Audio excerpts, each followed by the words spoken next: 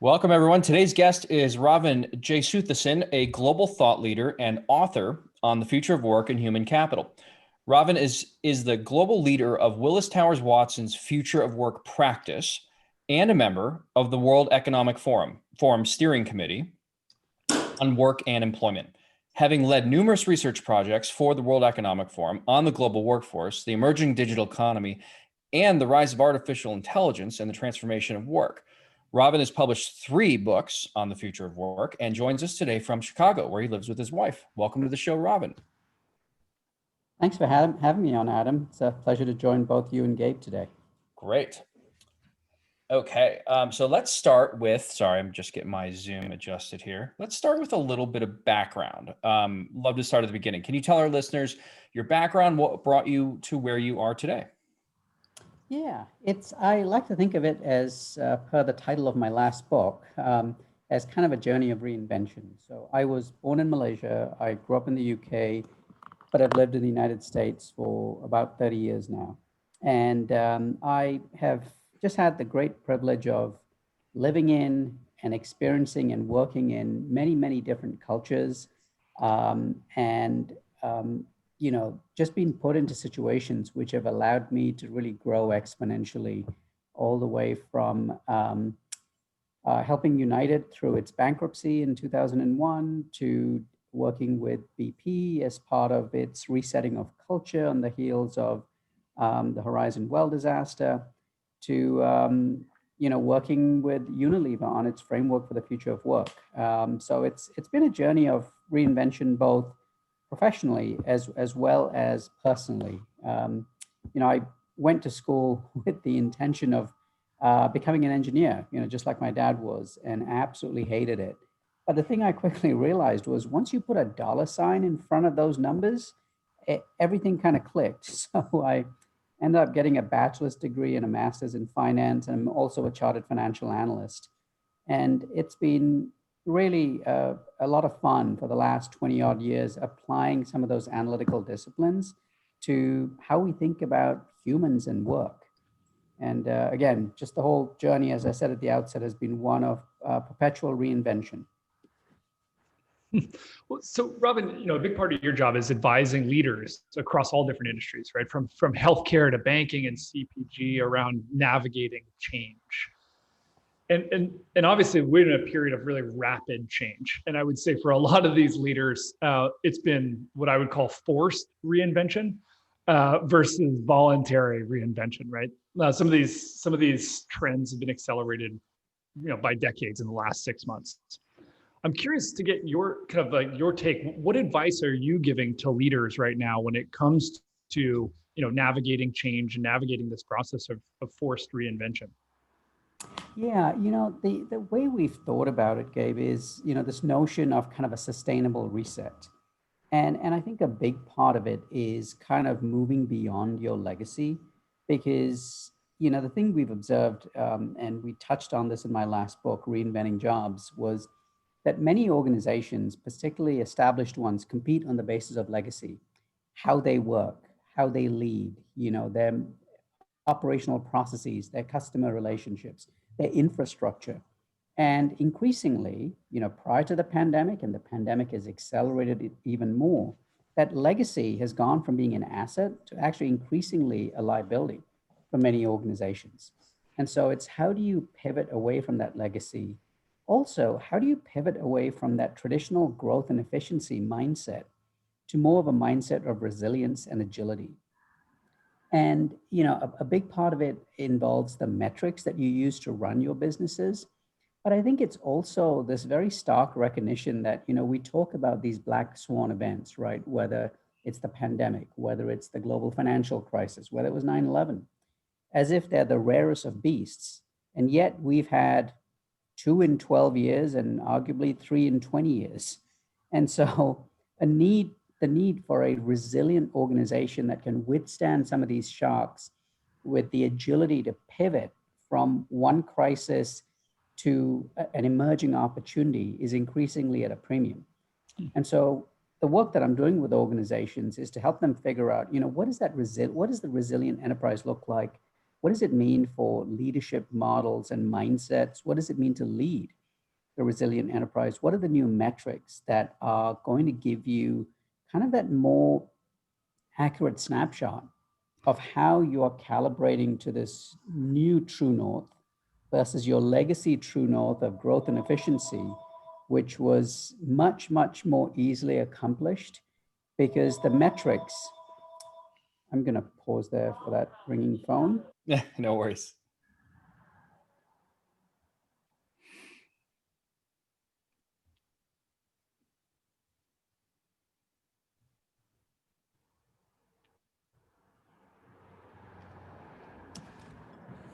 Okay. So the pivot has been from these very well-established metrics of growth and efficiency, largely financial, to a much more nuanced set of metrics that capture, resilience from the perspective of multiple stakeholders, agility from the perspective of multiple stakeholders. And it actually ties in really well with this growing movement around ESG that we're seeing both in corporate America as well as with companies around the world. Hey, Ravin, I love this topic. This is super interesting. So let's pick industries here. I want to get more specific. I think this movement from pure market efficiency to resiliency, there's a couple ways this could happen, if at all. Let's pick on airlines because they're easy. They have been stockpiling cash for the last decade. Fares going up, oil prices going down, profits going up. What do they do with all that money? Buy shares back, right? So they don't have a drop left for the rainy day. Pandemic hits, demand drops by 90%. Who holds the bag? U.S. taxpayers. That's a dramatic example, but plays out in every industry eventually, probably besides tech. So until they get regulated. But so are there can this problem, this migration from capital efficiency to resiliency be accomplished in a pure market driven economy, or does the government need to step in, or both? I suspect it's going to need to be both, because at the heart of this, Adam, is frankly a recalibration of what enough means. Because in a pure profit motivating enterprise, enough just means more. Now what we're saying is kind of what you need is kind of a balancing effect, right? What's enough in terms of profit? What's the optimal outcome in terms of your customers versus your employees, et cetera? And I think that's where the notion of balance, we've been talking about balance with the balanced scorecard going back to the 90s. But I think more than ever now, the need for balance is really at a premium, but I don't think it can be left to pure market forces to do that. I don't think it can be left to one-off and sort of often tepid regulatory measures. I think it does call for a much more concerted set of regulations and a pivot on the part of many corporate leaders. What would be amazing actually is if we could actually just leave it to market forces, and maybe amend the Constitution or something to keep the Fed out of it, right? If I'm an S&P index CEO, I don't have to worry about my stock price, right? Like Jay Powell just proved this to us, right? Like forget earnings in a pandemic. We're going to do just fine because the Fed's going to print money, buy ETFs, and they're going to save our butts. And I don't think Jay Powell's trying to save the CEO's butts, but certainly the shareholders and the 401ks and the trickle down. So if we could just keep the Fed out of it next time, I wonder what that would do, right? It's an interesting, do we need more regulation here or less? You know what I mean? Like if we could keep this sort of unfortunate, taxpayer safety net that we started in 2008 and just did times 10 in 2020. If that were off the table, I wonder if corporate behavior would change. Do you have any thoughts on that? It's an interesting question. So I suspect, whenever we have the luxury, right, in this country of being able to print money, and the consequence not being quite anywhere near the same as the UK or any other country, that is not a reserve currency printing its own currency, right? But I do think the way we keep score as organizations when it's business as usual needs to change. Because you're right, in times of crisis, we've been able to sort of respond, as we mentioned, right, with these two black swan events. And it's great that we can sort of rely on the Fed and government intervention to sort of bail the economy out in ways that are not possible in other countries. But when it comes to business as usual, I do think we need to sort of have a very different way of keeping score that reflects this resilience and agility. Because otherwise, come the next crisis, right, it's going to be, to your point about the airlines, it's going to be companies turning to the government again. And, Well, and this is where this is where my potential issue with a pure capitalistic system comes into play, right? Because the only way of keeping score now is earnings multiples, right? And so that is the antithesis of resiliency, right? Like if United Airlines decides we're going to be more resilient, American and Delta will just eat their lunch and kick them out, right? So the rules have to change across the board, and then we have and it is it's a countermeasure to globalism, right? At that point, because you have to keep foreign low cost competitors away who can be by choice not resilient. Yeah, and I think it calls for certainly a lot more global coordination on accounting, on regulation. It calls for, sort of negotiated balance, I guess, as opposed to, perhaps under the guise of capitalism, a free for all. Well, we should be able to get China to play ball with that, right? No problem. A little above my pay grade, I guess. So, Robin, when you go into a company, you've talked a little bit about this concept of kind of a resilient scorecard. So when you go into a company, and we don't have to use the example, but I think it's helpful for our listeners to think about, like, how do you evaluate the resiliency of an organization? What is that scorecard? Maybe you can give some concrete examples, because when companies self-evaluate, they often say, yeah, we're very resilient, right? We put everyone in one office, we have backups on our servers, but then like these black swan events come along. So how do you evaluate the resiliency of an organization? What are the KPIs that you look at? Yeah, let me give you a couple of examples, Gabe. One is the organization able to withstand a shock to its supply chain or its value chain? And so under different scenarios, how exposed is the organization? That would be one. The second is, when exposed, how quickly or easily can the organization pivot? I'll just pick one example, its sources of work. And so, we talk about agility. So having an enterprise that can pivot from, a disruption in one part of the world to actually having work done by potentially gig workers in another part of the world to be able to step in. If a certain business unit is sort of hampered by a surge in demand, can talent be legitimately redeployed to sort of from another part of the business to take that on? We saw a lot of that in this pandemic, right? We saw Bank of America, this is a public example, pivot 3,000 people from its head office to deal with the influx in calls from the CARES Act. Examples like that have, as I've seen over the last sort of 9 months, have started to become like the initial sort of cracks in some of these legacy structures that have in fact driven inefficiency, driven a lack of resilience. The notion of everyone being in a job, which sort of hinders the free flow of talent to work as it emerges or as it declines, and flow away from declining work. So those would be just a couple of examples of the things that we would look at as it relates to the organization's capability and, frankly, leadership mindset and operating model. Do you have leaders who are able to sort of grab opportunities as they emerge? Do you have leaders who are able to sort of pivot away from shocks to the business model as opposed to trying to cling on? Yeah.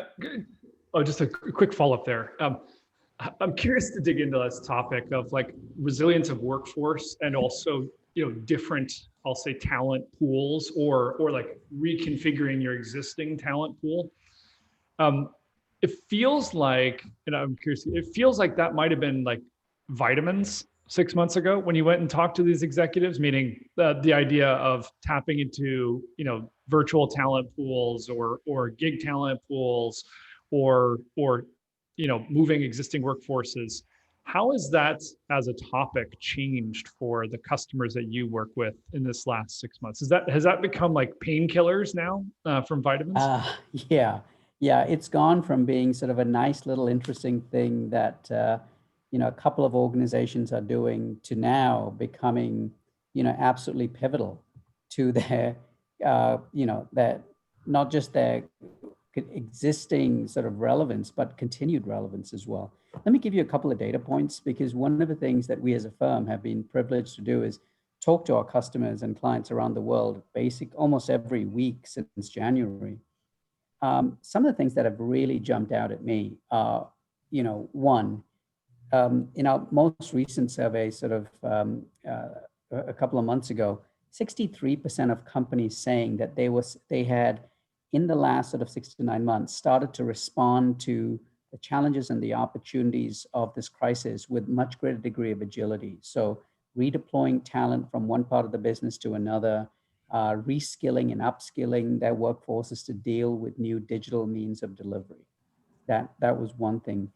The other is, interestingly enough, almost 20% of companies starting to think beyond themselves. We've seen a lot of movement of talent from one organization to another.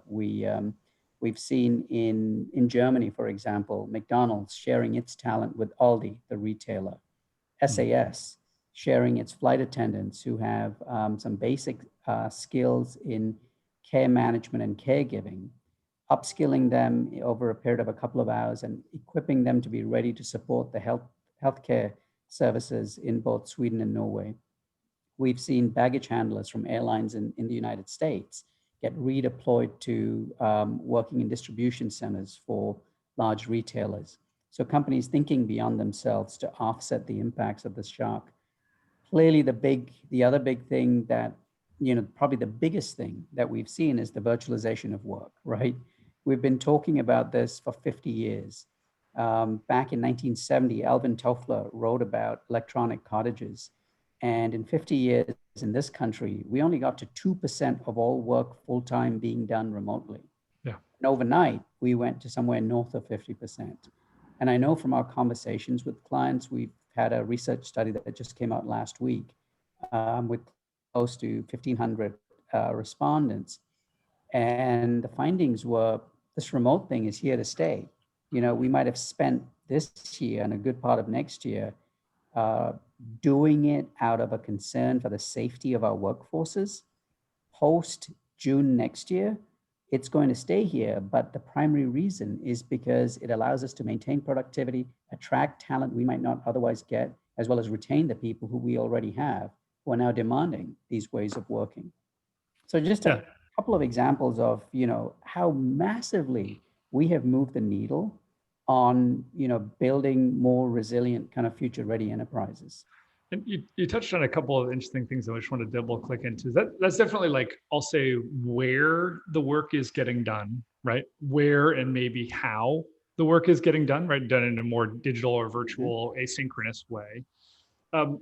One of the things that when we talk to a lot of enterprises is that the nature of the work that needs to be done is actually dramatically shifting, right? We're moving to a world where every single company on the planet is now a tech company. Yeah. And they all need to hire engineers and software developers and UI and UX designers and digital architects. The challenge is you can't move somebody from customer service to becoming a software architect. And these companies are in places like Omaha or St. Louis, or in places where that talent just doesn't exist. So how are you advising executives to be able to access the kind of talent that they need to be able to innovate? Yeah, and it goes back to something I said a second ago around, if you're going to build resilience, what you really need is kind of a portfolio-based approach to work. So if you think, to go back to Adam, as we were talking about sort of capital markets and the trade-offs between risk and return, in much the same way, understanding what are the trade-offs between different sources of work, whether it's employees and jobs, employees moving in a more agile fashion to new opportunities within the company, whether it's gig talent, whether it's the use of RPA or AI. It's actually ensuring that you've got leadership with the muscle and the discipline to understand all of these different ways of getting work done, to be able to execute against them. So do they know how, when you need work done, to not just open a rec with HR, but to engage with someone like you guys, right? In terms of finding the right talent to get the work done, because they've got the metrics that tell them from a speed to capability, cost and a risk and a productivity perspective, that's the best outcome for this particular body of work. That I think is really one of the key things, key leadership disciplines that needs to be developed if in fact we're going to have the sustainable reset and the organization is going to be able to pivot in agile fashion from one source of work to another as conditions dictate.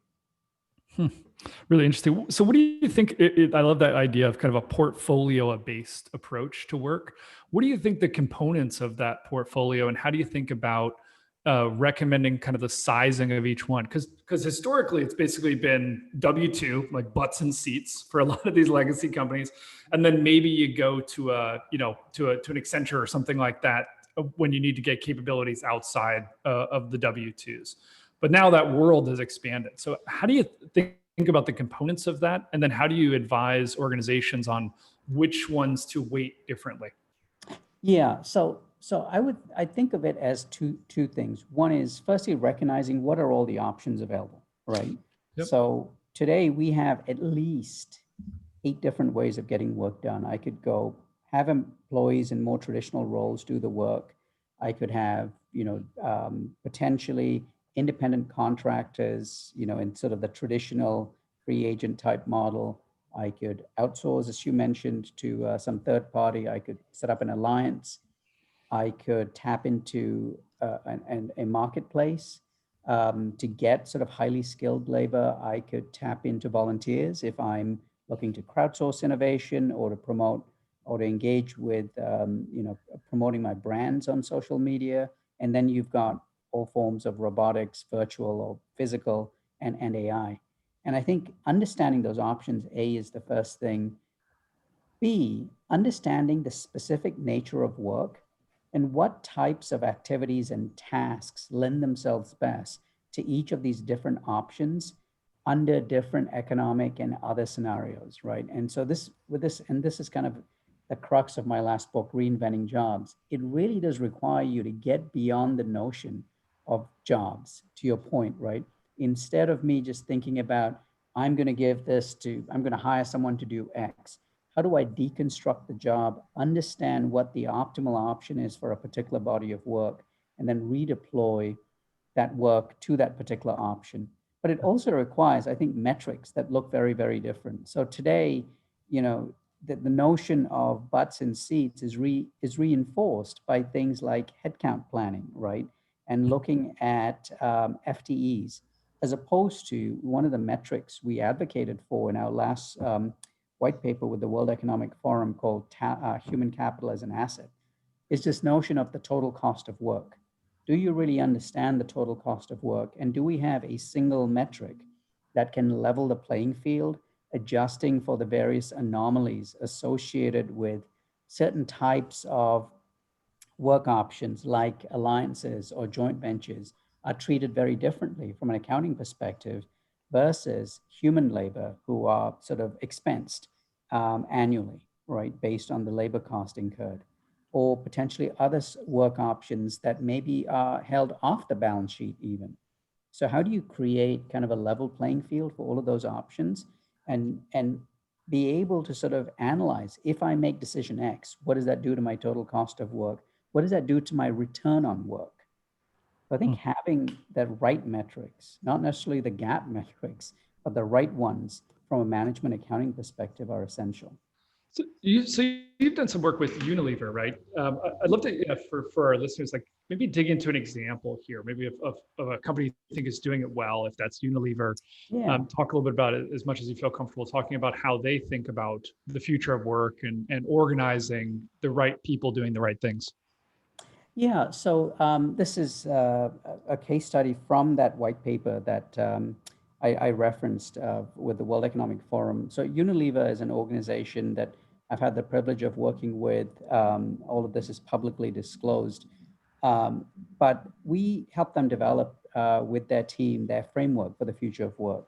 And the thing to me that is incredibly powerful is how Lena Nair, their chief HR officer, and Alan Jope, their CEO, really hold true to their notion of purpose, right? Their notion of purpose as a brand, their purpose as a business, and the purpose that they, as it relates to their value exchange with their people. So their framework for the future of work is really fascinating because it links how they attract and engage and retain talent with how they redeploy talent to different work options. They have an internal marketplace for talent that allows them to sort of get talent from different parts of the world engaged in quick burn, highly time sensitive projects in different parts of the world. And people kind of flow to or swarm around these projects and opportunities, regardless of which function or job they sit in. They also, I think, do a great job of engaging with different external marketplaces to ensure that they're getting the right talent from outside of their organization to come in and take on projects. And so their framework is really fascinating because not just is it a powerful management tool for connecting people to work as well as understanding the other options available, it's also about being very clear and transparent with their workforces about what is each person's future fit plan. And that's something that I see very few organizations doing. Many will pay sort of lip service that we are a people-oriented company, but at Unilever, every person has a future fit discussion with a clear sense of how they will sustain their well-being at the company, how they will continue in their relevance to contribute to the company, and the options available to them, whether to upskill for a job that's changing, to reskill for a fundamentally different job that can utilize some of their legacy skills, or potentially even sort of think about options beyond the organization.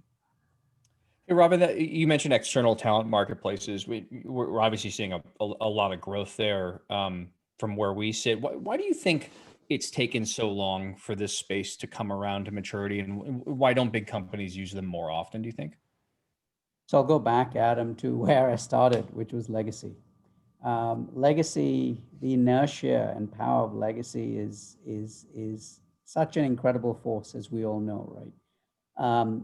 I think the ease with which I can open a rec and try and get an employee under the guise of it's safer, it's cheaper, it's more secure, which are not in most cases not true at all, because there are so many different ways of getting talent from outside the organization much faster, much cheaper, often with much less security and cyber risk than you have with your own employees. And so I do think it's organizations it's taken a while, but the thing I love about, again, I'll go back to Unilever, the thing that is fascinating to me, what powers their framework is this continuous experimentation. They're always trying something in different parts of the world. And there is no, and the question that's asked is, how do we learn from this, whether it was a success or a failure, and how do we sort of scale it? I don't see that sort of desire to experiment and try new things in too many organizations. Yeah, I get that. I want to double tap into another. I'm looking at your slide, the 7 guiding principles, which I love. This is such an excellent framework. The 5th one is treating old way from treating workforce as an expense to workforce as an asset. And I mean, this is such a giant paradigm shift. I think of all 7 here, maybe the most challenging. How does this work? I mean, this has got to be like a change in the tax code, right? I mean, there's a bunch of stuff here. Yeah.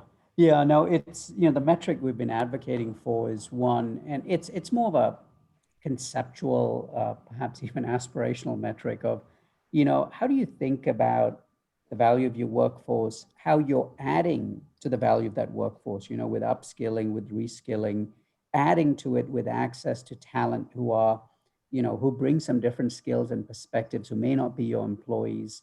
And then equally, do you understand the impairment of that workforce, right? We've been talking about the shrinking half-life of skills for, close to a decade now, yet we're no closer to measuring that. But understanding, how the market value of your workforce is either growing or diminishing based on the composition of skills. And so we, in this white paper, have some proxies and metrics for that. But you're right, it's a massive change, right? Because today, from a pure accounting perspective, your entire investment in your workforce, right? Your salaries, your onboarding, your development costs, your learning, your technical training, the work experience you provide for your people that engenders value well beyond the current year. All of that gets expensed.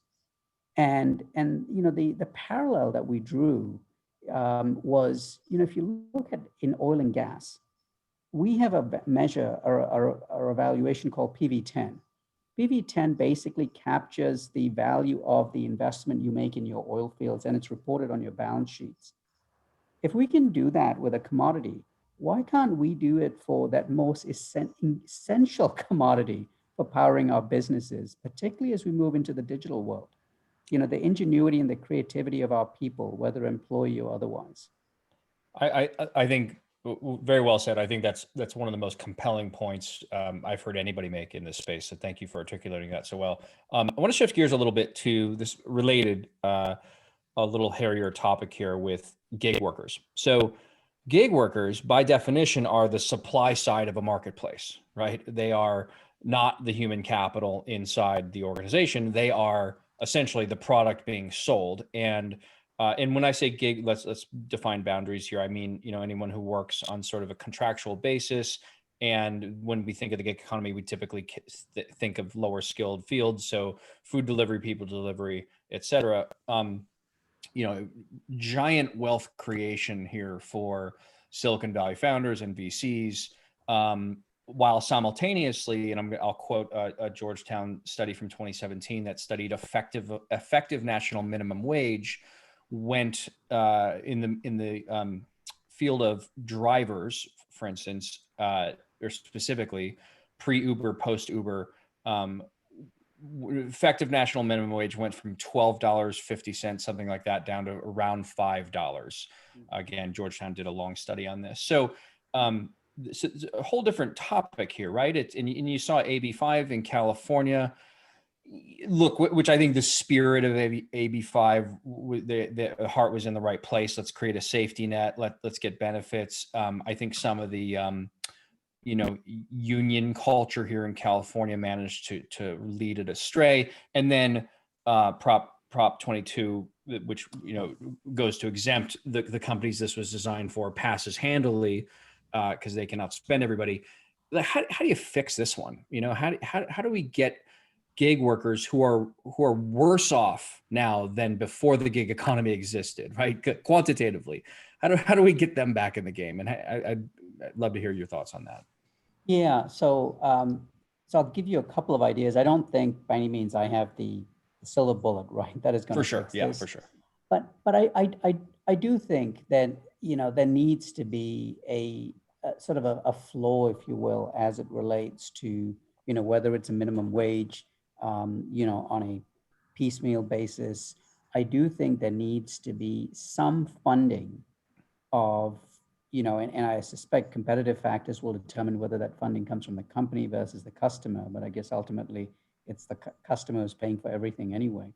But similar to what's been talked about in the state of Washington around, sort of flexible and portable accounts that can be used for funding, whether it's healthcare, that can be used for funding upskilling and reskilling, potentially, sick pay, paid time off, potentially retirement benefits, et cetera. I do think, and I'm hopeful that the new administration may be open to ideas on how do we create a much more equitable means for allowing people to sort of engage with the gig economy, because there are some, and we see this in our surveys, right? And we've seen it in other studies that have been done by staffing analysts and other places. There are some real reasons for why people sort of engage with the gig economy, and the answer is not to make everyone an employee, right? Um, you know, there are some real reasons. I think it's about establishing some very different safety nets and security safety nets for people, so that they can, in fact, make those choices, and be sort of appropriately protected, as opposed to being sort of forced into the lowest common denominator, which it feels like, certainly for one part of the gig economy, you're seeing a lot of that. Yeah, I completely agree. I think what AB5 was trying to do is force all these people into full-time, W-2 arrangements, which made no sense. It took the flexibility out of it. It threw the baby out with the bathwater, which may have worked for other trades 20, 30, 40 years ago in California, made no sense here. I love your suggestions as well. I think those combined with, I think we need some kind of a public option on healthcare, because healthcare continues to be the biggest line item for these folks that don't have nice corporate cushy plans behind them. And then what we do, I'll just shameless plug for us, like we're building the user-owned economy. We believe in giving away ownership and control of the network to everyone who makes a living on the network, and you keep incentives aligned. I mean, I go back to how DoorDash rolled out a feature last year where they enabled tipping to their Dashers, and then decided to keep all of the tips and book them as revenue. And so they'd have a better 2019 year. And, if you got the drivers involved early and they had to vote on stuff like that, and it was an actually community controlled network, theft from the top would be less likely. And so lots of things in that direction. Shifting gears a little bit too. I love, you have such great insights here. I know you've spoken about this publicly as well, and it's, an easy topic to fearmonger on, is the whole AI, robots come in to take our jobs. And, look, AI, there's no AI genie's not going back in the bottle, right?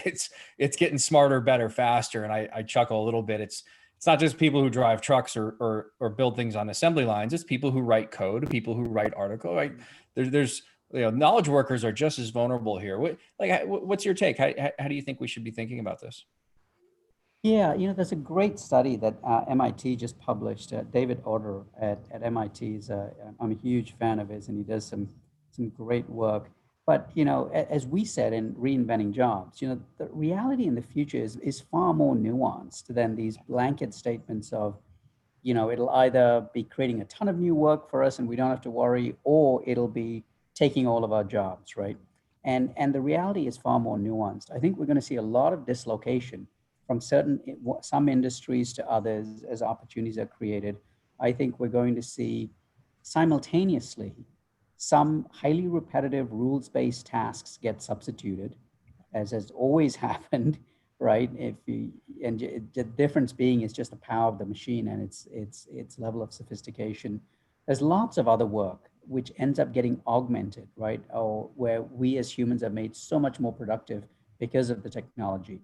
And then there's new types of human work, new types of skills that are sort of created as a result of that. Some of those are going to be skills at the upper end, and others are going to be skills that are required at the lower end. One of the sad facts of our economy is, if you look at, there's been a fair bit of work created with kind of less skills required. I say that in quotes, or maybe lower skill premiums.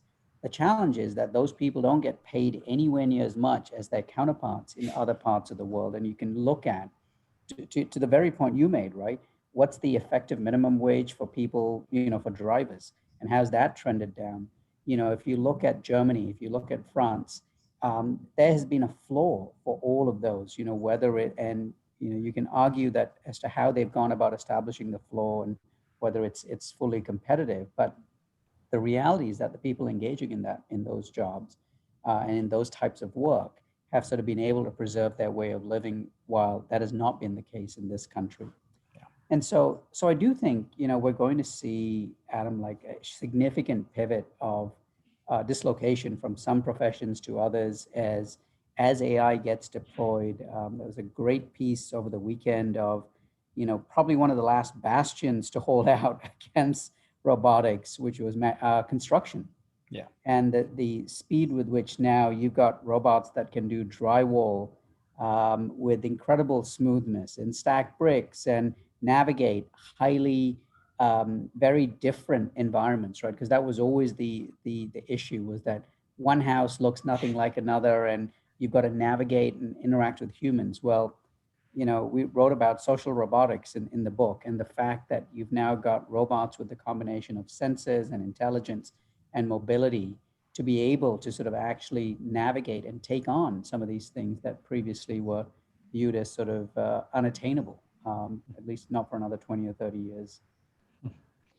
Well, Robin, so we're all parents, right? I know you have kids as well. How do we prepare our children for the future of work, and maybe what areas do you focus on, with as a father, in preparing your kids, right? Like it's certainly not preparing them for the jobs that were when we were coming up, right? So how do you think about this? Yeah, it's a really good question. I would regularly try and expose my kids to some of the work that I was doing and some of what I was seeing, and you'd get kind of the polite nodding, and then fairly dismissive after that. But it's been, for me, actually, my kids have been a bit of a petri dish for me, because I've got a son who is, very into the sciences. He's a senior in college, and he's focused on molecular biology and neuroscience. He wants to go into medicine, so theoretically a much more traditional pathway, shall we say. Versus, I have a daughter who is much more agile and sort of looking to do some different things. She's very creative. She gravitated to real estate because she liked the human interaction. She liked the fact that she was moving from one gig to another. She was interacting with different people. She could own the brand that she was building. So it's been fascinating to see these two very, very different personalities who theoretically and I guess practically speaking came from me, um, and how they've each pursued it. But the thing that I've said to them and I've continued to observe is the only thing that we each control is our power to keep ourselves relevant, right, for a changing world. So whether it's in a traditional job, whether it's in a portfolio of different options, as you guys see with the folks who work on your platform, the ability to keep looking around corners and see connections between what you're doing today and something that might emerge, and continuing to invest in keeping yourself relevant is probably been the common thread between the two. And I take a little bit of pride in that, because I think the one thing that they've both observed is over my close to 30-year working career, I've continuously tried to acquire new skills and reinvent myself and learn and get better. And so hopefully some of that rubbed off a little on them. So is there favorite resources, books that you've read?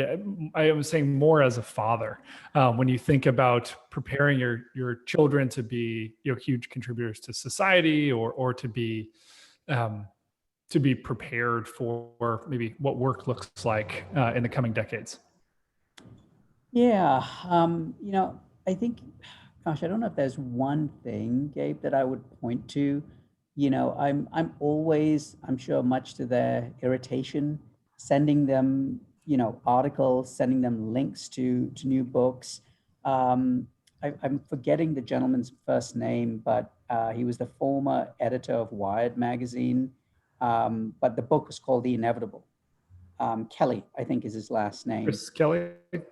I think that's right. Yeah. The Inevitable was, to me, it's, I read it when it first came out, and I've lost count of the number of times I've gone back to that book, because it always triggers a new thought, a new connection, because I'm connecting something that he talked about to a new data point that is pointing the way to potentially an emerging trend. So I guess, Kevin Kelly, Kevin The Kelly. Inevitable, Understanding the 12 Technology Forces That Will Shape the Future. I gotta hope that blockchain's in there, right? And then some. Well, that's Robin, a good segue into how we like to wrap these things up. We call it the lightning round. So if you're down, we will throw out a question and just give us like a quick kind of 1 or 2 sentence right off the top of your head response. And so on that last topic, what is, Robin, one technology that you think will dramatically accelerate the future of work? You sort of alluded to it earlier, Adam. I think of low code and no code AI as potentially being a massive game changer in terms of just the democratization of AI and having it embedded in so many different applications and tools. I mean, it's funny, computer programming is a man-made, completely deterministic closed system. It's perfect for a computer to replace a human by, right? Right. So who's one person you follow closely on the topic of future work? So I mentioned David Autor at MIT, and in fact, I've been a huge fan of David's. I've spoken at MTech, the conference that they do, and in fact, my next book, my fourth one, will be published by MIT Press. But I think David is doing some outstanding work, and the thing that is really impressive about David is his ability to transcend multiple different domains and connect them. So this next one, I'll love to hear your response on this one, because you are the creator of so many great pieces of work and literature on this topic. But what's one piece of work or literature that's fundamentally shifted your perspective on the future of work? I would go back to the inevitable. I think that really opened my eyes when it came out about the scale and the potential, and it also, in my mind, created connections across many different domains that I had not been able to connect. What's one temporary change as a result of COVID that you think will become permanent? I think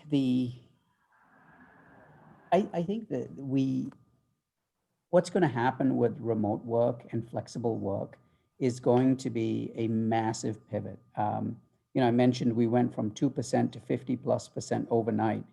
We are definitely not going back to 2, and we may not stay at 50+%. But I do think the notion of the hybrid workforce, and I struggle with the word hybrid, Gabe, in part because it sort of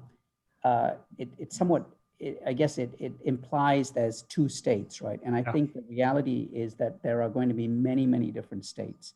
And I think that's what's going to be the permanent shift. And many organizations are going to be dragged kicking and screaming because they're just not ready for it. We talk about this shift from hierarchies to networks. Mm-hmm. And the way in which work is traditionally done. We also talk a little bit about kind of the concept of like the unbundling of the firm. But maybe that's a conversation for another day.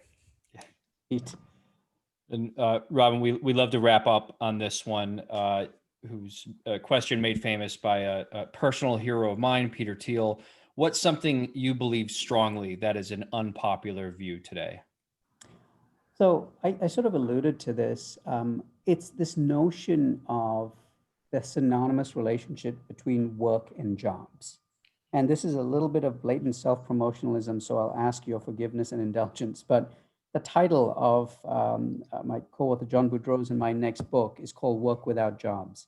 And it's precisely because I do think the future is going to be one that is far more nuanced, that this construct, this 150-year-old construct, is no longer fit for purpose. Well, listen, we'll have to have you back on once that book releases and dive back in. This is honestly, we live, eat, and breathe this stuff as you do, and this has been one of the most interesting and deep diving conversations we've had on the topic. So really appreciate you doing this with us. Thank you, Adam. Thank you, Gabe. Such a pleasure to be with you. Absolutely. So where can people find out a little bit more about your work? Maybe follow some of your thoughts, musings, and perspectives. Sure. So I regularly publish on LinkedIn. So Ravin Jesuthasan, also on Twitter at Ravin Jesuthasan. And, everything I do is on both of those platforms. Fantastic. Thanks so much for joining us today and for the work that you're doing to create a bright future of work. Thank you.